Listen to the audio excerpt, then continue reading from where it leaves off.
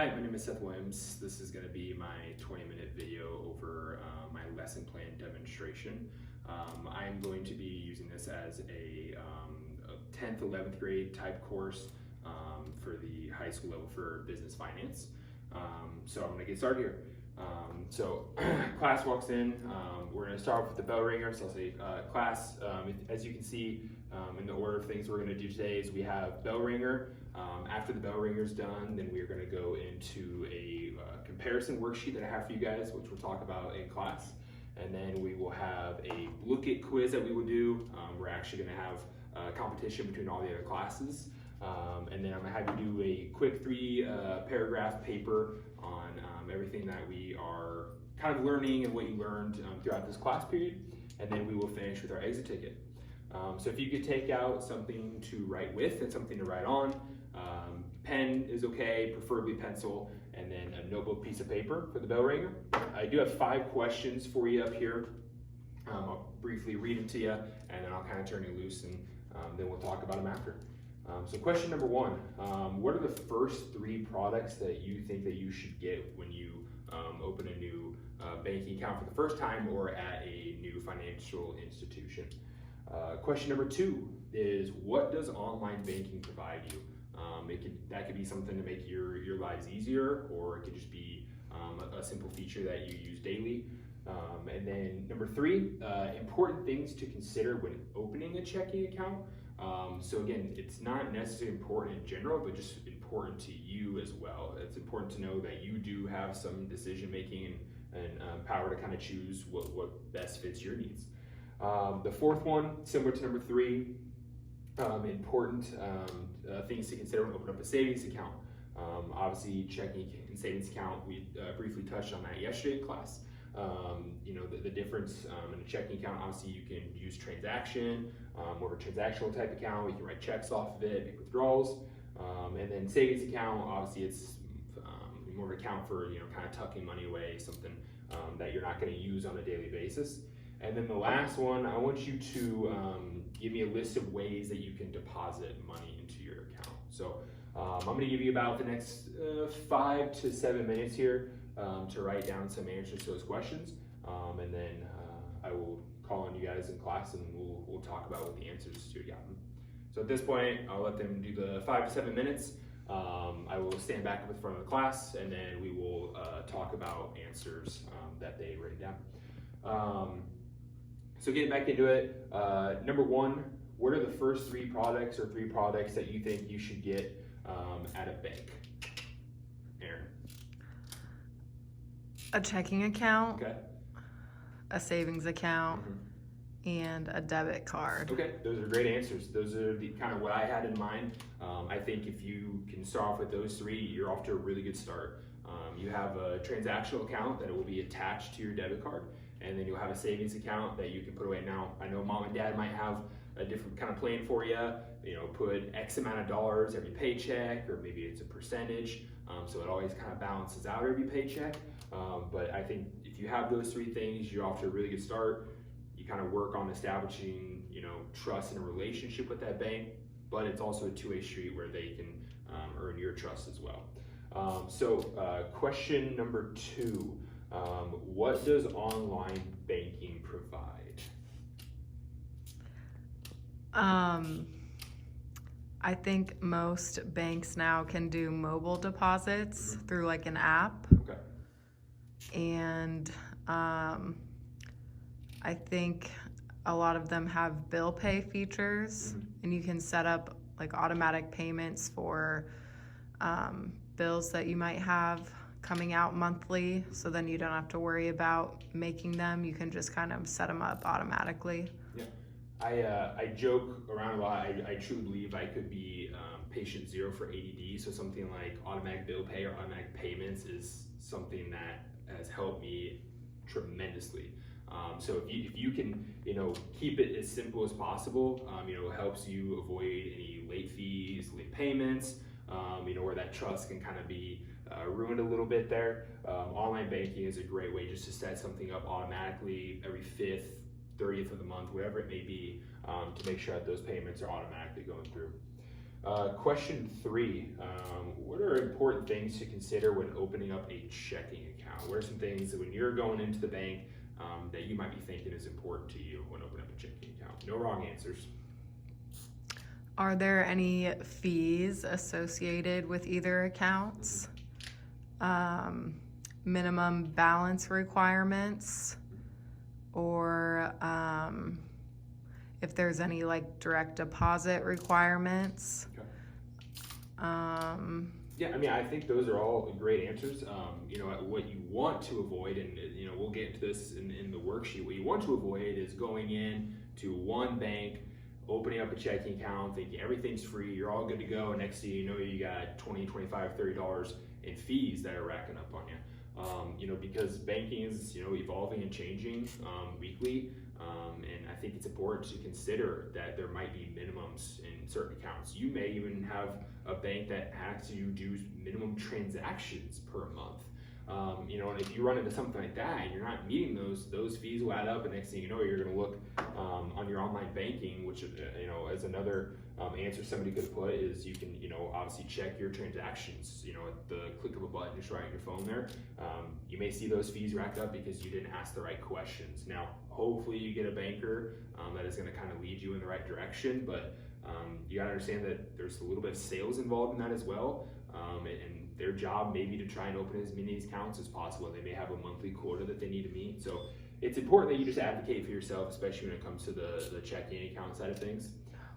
So number 4, just switching over to the savings account. What are some things that might be important to consider when you're opening up a savings account? How many times you can take out of your savings per month? Okay.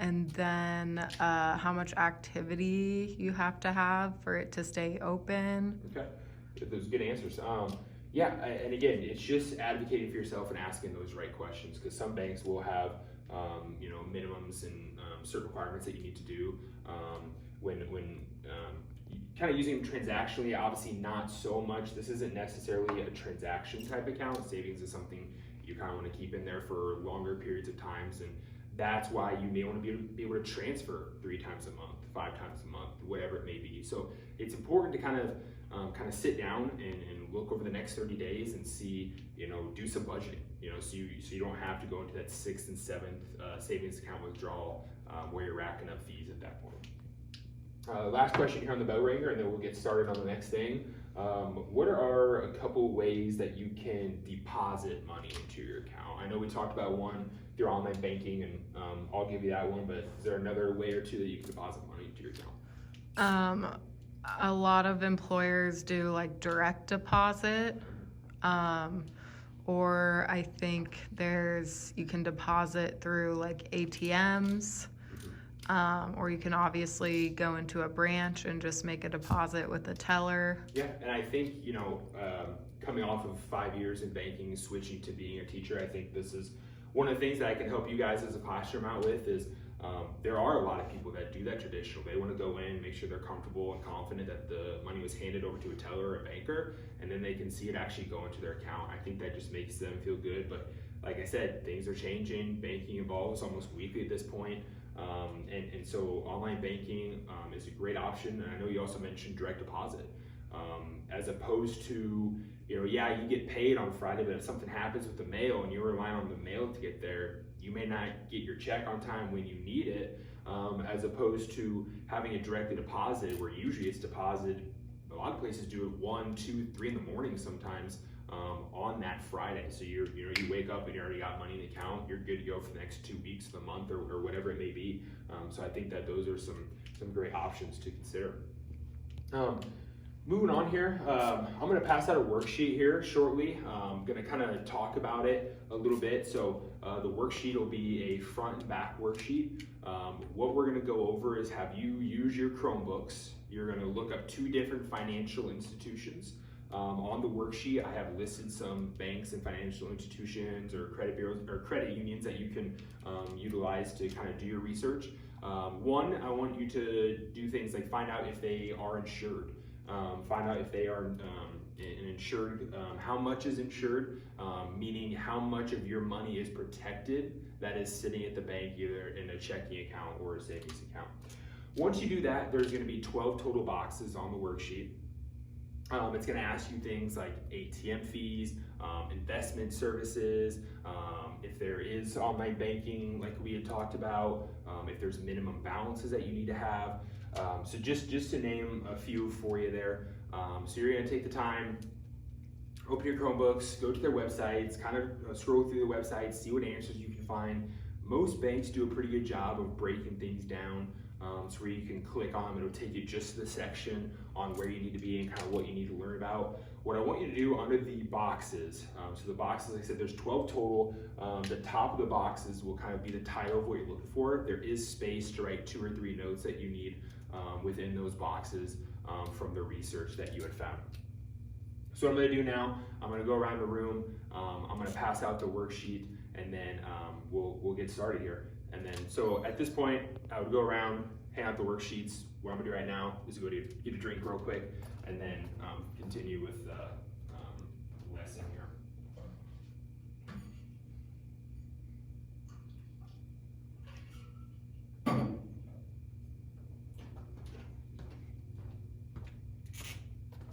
Okay, so now I got the worksheets all passed out here. I'll give you an example. We'll go over the online banking one here. So you always, like I say, you have 12 of these boxes. So it'll say online banking up here in the top. If it makes it easy for you, you can put a line under it, and then you have all this space here to take notes that you have. So online banking. So one of the things that we talked about, what bill pay options do they offer? Okay, so you wouldn't write bill pay. This is just the example. What you would write is, what are the bill pay requirements? How does it work? How do you set it up? How often can you do it? And they should be able to hopefully take you through steps on how to get that started. If they offer different ways to deposit funds, like we talked about, can it just be as simple? Do they have a photo feature where they can you can take a picture of the check and have it deposited in there and be in there? Some banks do it the next day, some take 48 hours, just kind of depends. That is another thing you can kind of research on. So there is the example. Like I said, you have 12 of those. At this time, you can open up Chromebooks and get started on the worksheet. So at this point, I would have them work on the worksheet. I'm doing this off of a 90-minute block because I'm subbing at the high school a lot here at Fremont. They do a block schedule. So I'm gonna give them a good chunk of time to work on this. I think this is something that is really important for them to understand when they kind of get to that, 17, 18, and out of college at 19 years of age, where they'll kind of be on their own doing stuff like this. Like I said, I want to utilize my banking experience in the past to kind of help them.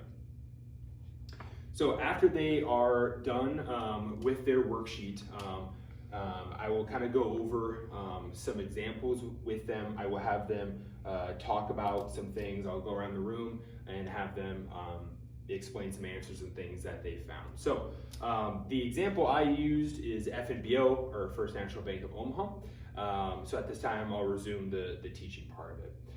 Okay, class, now that we are done working on the worksheet, I'm gonna go around the room and have you talk about some things.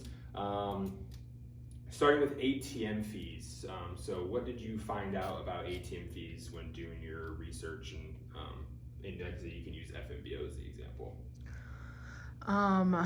We found that at their own ATMs, they do not charge fees, but if we were to use like a different bank's ATM, there might be fees associated with the transaction. Okay, perfect. And that is something I remember talking about when I was working in banking. So the way I would explain it to my customers is completely free for you to use your ATM card at any FNBO ATM location. However, if you were to go to like a Pinnacle Bank or a Wells Fargo, it varies. Usually it's about $3 to $3.50 per transaction. So you can absolutely get money out of that. I don't want you guys to think, oh, if you're in a hurry for cash, but I can't use a Wells Fargo ATM. No, if you're in a need, in a situation for cash, you can absolutely use a Wells Fargo. Just know that when you look at your statements or transactions, if you see a $3 transaction fee from Wells Fargo, that's why. Good. So ATM fees. The next thing, what did you find on online banking through FNBO? What are some features they offer or have? So for mobile deposits, it can take 1 to 2 business days for the funds to be collected if you're an existing customer. But we found that if you're a new customer, mobile deposits can take longer to show up in your account. Okay. So something to keep in mind, it's a great answer. If you're in great research, if you're a brand new customer, you're not going to have it in that about 2-day turnaround. It can take up to 4 or 5 business days. Again, that's just part of establishing trust with the bank. That's just the bank kind of covering them with a new customer, and just making sure everything's on the up and up. And it is to protect you too. They don't want anything to bounce on you right away. Just make sure everything clears on their end, but also from the receiving bank's end as well. Like I said, Pinnacle or Wells Fargo could be in those examples as well. Moving on to the next thing, and investment services. What did you find on the investment services side for FNBO? So we found that a lot of the branches have financial advisors at their locations, and they kind of talk about like IRAs or long-term, money management planning and stuff like that. Okay. Yeah. So I think one of the great things that you brought up, and I know you guys are obviously be young when you open up new accounts, but again, it's all about kind of establishing that trust. And I think that's a great thing and a great service that FNBOs offers, free of charge to the customer. So don't be afraid to sit down and have that conversation. I know it can be a little intimidating. I know you're not going in there probably with tons of money to invest or put away, but it's not always about that. I think financial planning kind of gets just a bad rap about just being people that are rich or have an abundance of money to kind of put away or invest in the market. No, a lot of where these guys make their money and can help you the most is actually in those early stages, kind of doing some financial planning. Now you have somebody in your corner that is very much understanding this is their career, this is their job, that you can kind of also establish a relationship and trust long-term as well. So now when it comes to things like handling debt, loans, mortgage, investing on your own when the time comes, well, now you can go to that same guy that helped you just in your early planning years. So I think that is a big thing and a great free service that a lot of banks offer. And it never hurts just to have that conversation to get some questions answered that the bankers might not necessarily know. Great, perfect. Okay, so now that we are done with the worksheet, what we're gonna do is we're gonna move on to a Blooket quiz. So what we're gonna do in the Blooket quiz is it's gonna be a lot of similar questions over the worksheet that we just did, and a lot of the stuff from BellRinger, a lot of product questions, things about savings accounts, checking accounts, online banking, it kind of tied into that with mobile banking, investment services, which we just talked about, bill pay. So a lot of those questions are going to be in the Blooket. Now, how we're going to do this is we're going to do 2 rounds of the Blooket quiz. The first one is just trial and error, so to speak. We are doing this as a class. I have the Blooket set up where it's going to take the class percentage once we are all said and done. And then after we do the first run, we're going to do the second run, and that's the percentage that we're going to take. So I have 2 other classes that I teach. We are going to have a little competition, so to speak, with the other 2 classes. So we're going to take the second round percentage scores, okay? And then we're going to compare. Winning class is going to get a prize the following day, or tomorrow, I should say. So if you guys could log in, I will get Blooket pulled up on the board here. I will get the code up there, type your name in, and we will get started. So at this point, I would have them work on the Blooket questions. And then as I mentioned, the second one is the one I would take. And then, like I said to the class, it will go over a lot of things, if not everything we went over on the BellRinger, a lot of the stuff that focuses on the 12 boxes in the worksheet. And I think this will just kind of be a fun way after doing, 20, 30 minutes of research to kind of help them out, just kind of break up the class. After that, we'll go into the last two things here. So I'm going to resume the teaching part of it now. So, okay, class, thank you for finishing the second round of the Blooket. I think you guys had a really good percentage. I will tell you right now, being the second class, you did beat the class previously to you. Unfortunately, you will not know until I take the third class. So I may or may not have treats for you tomorrow. It just kind of depends how that third class does. Now, if I could have you open up your Chromebooks or keep them open and open up a fresh Google Doc. What I'm going to require you to do now is to type out 3 quick paragraphs of what you took away from this assignment, things that you had learned, and things that you are going to take with you. It doesn't have to be anything crazy. Just type out, 3 to 5 sentences of things you learned, either about the bank itself, the bank that you feel like you are going to choose, some interesting comparisons that you found, or some features that we didn't talk about. There, like I said, banking is evolving, and there may be other features that we don't know about, or we did not talk about in class. So if you could take out a fresh new Google Doc and get started on that. So at this point, I would have them be kind of typing on their Google Doc. I would go around the room at this time, one, making sure they're staying on task, because a 90-minute period gets to be a little longer and they can get a little restless. I think it also just shows that I'm there through the whole 90 minutes, kind of being with them. If they have any questions, they can ask me. I can also kind of look over their shoulder to see who's typing quicker, just to kind of get a sense of maybe they're more comfortable with this, and who I may need to kind of approach myself just to see if they need any extra help or have any other questions. And then when all that is done, we'll get into the exit ticket here. The exit ticket for this, with a lot of writing and typing and research, the exit ticket is going to be kind of a conversation piece where I'll call on students in the class to kind of either take something from the worksheet or something from their paragraphs that they'd written. So I will resume back into that now. Okay, guys, thank you for taking the time to type up those 3 paragraphs. Make sure you save it in your Google Docs and make sure it's shareable so I can read it, and that'll be going towards some participation points for the class. What we are going to do to finish, because we got about 8 minutes left here, is we're going to do our exit ticket. Now, I appreciate you guys. I know this was a lot of researching, a lot of typing, a lot of thinking, and finding some different information for a lot of products and features. Now we're just going to have a conversation in class about some takeaways that you had. So I'm going to call on you guys at random and just share with something, like I said, either from the worksheets or the paragraphs, and even the bell ringer if you didn't get a chance to share at the start of class. So Aaron, what is something that you had taken away, like I said, either from the worksheet or the paragraphs that you typed? I thought it was interesting for mobile deposits that for new customers, it can take longer for those to show up in your account.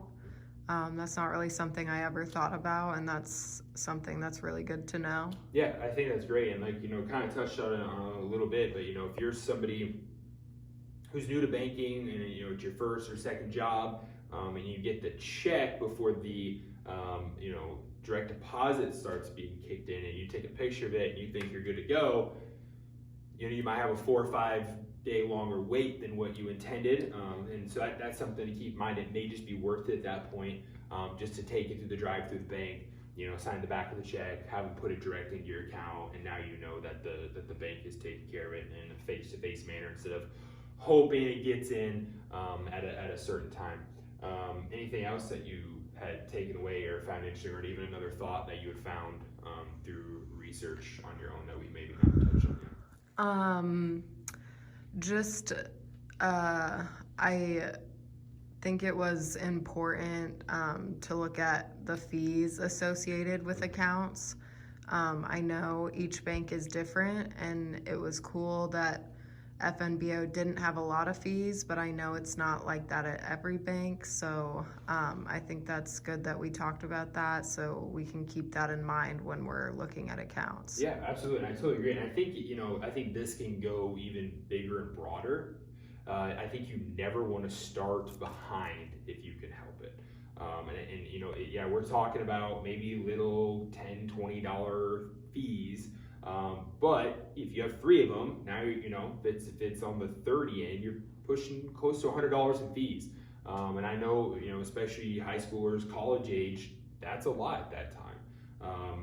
My sister works as a barista at the mill in Lincoln, and I know she can't get a ton of hours in just from studying. Are things that she's got to be conscious of, and she never wants to kind of get behind.